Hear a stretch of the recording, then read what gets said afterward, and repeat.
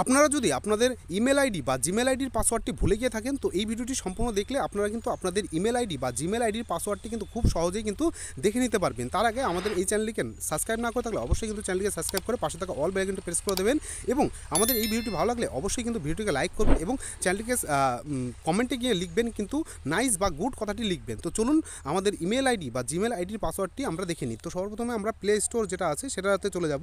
Play স্টোরতে চলে যাওয়ার পরে আমাদের এই উপরে দেখতে পাচ্ছেন গোল চিহ্ন, এটার উপর একটা ক্লিক করব।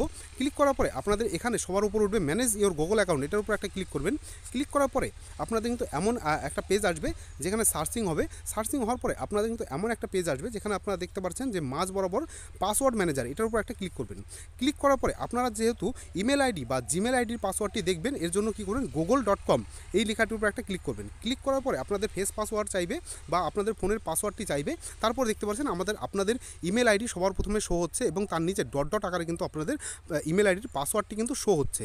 আপনারা এই সাইডে যে চোখ বটন, এটার উপর ক্লিক করে কিন্তু আপনাদের ইমেল আইডি বা জিমেল আইডির পাসওয়ার্ডটি কিন্তু খুব সহজেই দেখে নিতে পারেন। তো এইভাবে আপনারা কিন্তু ইমেল আইডি বা জিমেল আইডির পাসওয়ার্ডটি ভুলে গেলে দেখে নিতে পারেন। তো ভিডিওটি ভালো লাগলে অবশ্যই ভিডিওটি লাইক করবেন, চ্যানেলটিকে সাবস্ক্রাইব না করলে অবশ্যই চ্যানেলটিকে সাবস্ক্রাইব করে পাশে থাকা অল বেল আইকনটি প্রেস করে দেবেন এবং আমাদের কমেন্টে কিন্তু আপনারা অবশ্যই ভিডিওটি ভালো লাগলে অবশ্যই কমেন্টে লিখে যাবেন বা নাইস বা গুড কথাটি কিন্তু লিখে যাবেন। তো চলুন ভিডিওটি শেষ পর্যন্ত দেখার জন্য ধন্যবাদ।